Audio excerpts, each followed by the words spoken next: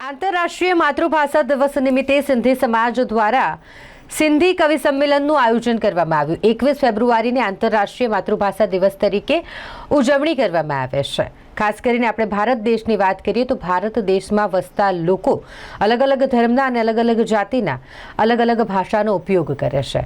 ઘણી બધી ભાષાઓ આપણા દેશમાં છે અને ત્યારે માતૃભાષા દિવસની ઉજવણી उत्साह साथे करवामां आवती होय छे। अलग अलग कार्यक्रमों थकी करवामां आवती होय छे।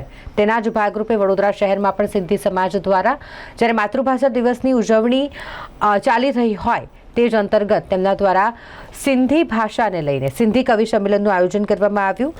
विविध भाषाओने આગળ વધારવા માટે લોકોમાં તેને લઈને જાગૃતતા લાવવા માટે આ પ્રકારના સંમેલન યોજવામાં આવતા હોય છે અને તેના જ ભાગરૂપે સિંધી સમાજ દ્વારા સિંધી કવિ સંમેલનનું આયોજન કરવામાં આવ્યું હતું, જેમાં વડોદરા સહિત આસપાસ અમદાવાદ છે, આણંદ છે, સુરત છે, નડિયાદ છે, ત્યાંથી પણ સિંધી કલાકારો પહોંચ્યા હતા। ગાયક અને પઠન માટેનું આજે આયોજન કરવામાં આવ્યું હતું અને જેમાં તેઓને સન્માનિત પણ કરવામાં આવ્યા। આ સિંધી સમાજના ગીતો તેઓ દ્વારા ગાવામાં આવ્યા હતા। સાથે જ જે તેજસ્વી તારલાઓ છે સિંધી સમાજના તેઓનું પણ સન્માન કરવાનું આયોજન કરવામાં આવ્યું હતું। ખાસ કરીને આ કાર્યક્રમનું આયોજન કરવામાં આવ્યું હોય તો સામાજિક કાર્યકર સન્મુખ જ્ઞાનચંદાનીની સાથે પ્રેમ પ્રકાશ આશ્રમના મુકેશ સાઈ, સિંધી સમાજના અગ્રણી અને અન્ય મહાનુભાવોએ પણ આ કાર્યક્રમમાં હાજરી આપી હતી।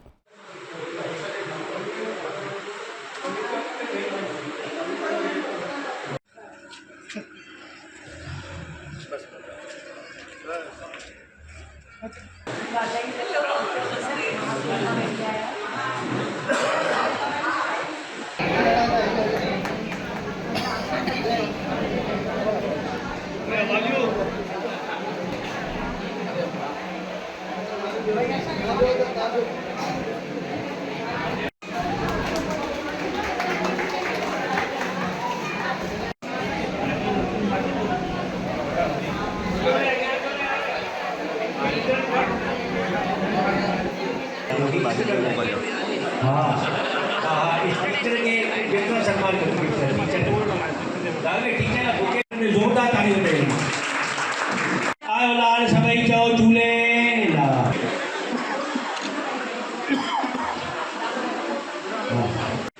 आयो लाल सबई चौ झूले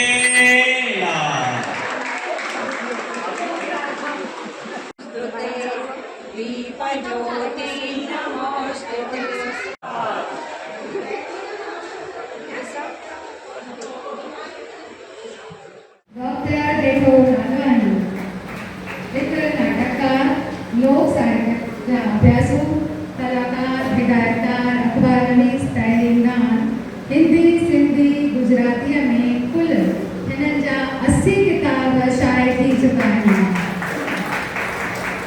साहित्य अकेडमी जा अनुवादक बाल ऐं साहित्य क्षेत्र में हिननि खे तमामु घणा इनाम हासिल थी चुका आहिनि।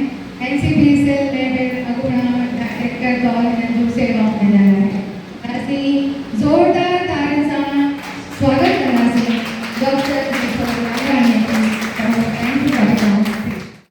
वाराणसी में आज सिंधी समाज और सिंधी कवर कला केंद्र द्वारा आज बहुत अच्छा प्रोग्राम रखा गया है और सभी कवि भी आए हैं बाहर से और इसी वजह से आज हमारे वहाँ सिंधी कवि सम्मेलन रखा गया है और सिंधी भाषा अमर रहे और सिंधी भाषा को आगे चलाने के लिए उस हिसाब से हमारे जो सिंधी कला केंद्र वाले हैं वो आज बहुत मेहनत से और बहुत अच्छी तरह से आज इधर आयोजन किया गया है और बहुत से हमारे वहाँ जो हमारे शायद सभी अग्रणी छोटे बड़े और हमारे मुकेश साई आज हमारे ये पधारे हैं हमारे ये प्रोग्राम में बहुत चार चांद लगा दिए और सब सिंधी भी इधर हम हाजिर हैं। अपनी गुजरात सिंधी साहित्य एकेडमी जे अपना गुजरात सरकारनो एक आधारो है अपने सिंधी भाषा प्रमोशन माटेनु काम करे छे। तो ए सिंधी साहित्य एकेडमी है एमां सिंधी भाषा संस्कृत भाषा मराठी भाषा बधानु ए लोग प्रमोशन करवानुं काम कर्या करे छे। एमां अमारी सिंधी जे भाषा है अपना भागला भारतना भागला पछी सिंध प्रांत आखे आखुं पाकिस्तान में जतुं रह्युं। एनुं रिजल्ट शुं आव्युं कि अहींया सिंधी भाषा धीमे धीमे लुप्त थई जाय छे। આપણે ગુજરાત સરકારના બહુ આભારી છે કે આ બધું સિંધી સાહિત્ય એકેડમી એ લોકોએ ચાલુ કરી છે, જેના આપણે ગ્રાન્ટમાંથી આ બધા કાર્યક્રમો થતા રહે છે। આજે વડોદરા ખાતે જે સિંધી કવિ સંમેલન ઉજવવામાં આવે છે એ આખા ગુજરાતભરમાંથી 15થી 20 કવિઓ અહીં આવવાના છે અને પોતાની જે નવી લખેલી રચનાઓ હશે એ આપણા પબ્લિકની સમક્ષ એ લોકો રજૂ કરશે પોતાની. આ પ્રકારના કાર્યક્રમથી સિંધી ભાષાના એમાં કઈ રીતનો સભાગ થઈ શકશે? હા, આવા નાના કાર્યક્રમો થશે ને તો એમાંથી બી આપણે સિંધી ભાષાનું થોડું પ્રમોશન થતું રહેશે. બાકી તો સિંધી ભાષા અત્યારે જો વડોદરા ખાતે આપણે જોઈએ ને તો 3 મોટી હાઈસ્કૂલો હતી કોઈ જમાનાની અંદર અને 16 નાની પ્રાઇમરી સ્કૂલ હતી, પણ આજે એક પણ સિંધી માધ્યમની સ્કૂલ અહીં છે નહીં. તો આવા નાના કાર્યક્રમ આપણા ભાષાને પ્રમોશનનું બહુ સારું કામ કર્યા કરે છે. તમે સરકાર પાસે શું અપેક્ષા રાખો છો? સરકાર જે અપેક્ષા રાખે છે આ જેવું કામ કરે છે ને એવા કાર્યો ચાલુ રાખે ને આપણા સિંધી ભાષાના પ્રમોશનના આ બધા જે નાના કાર્યક્રમો કરે છે એ થતા રહે. શું નામ આપનું? મુરલીભાઈ ભોજવાની.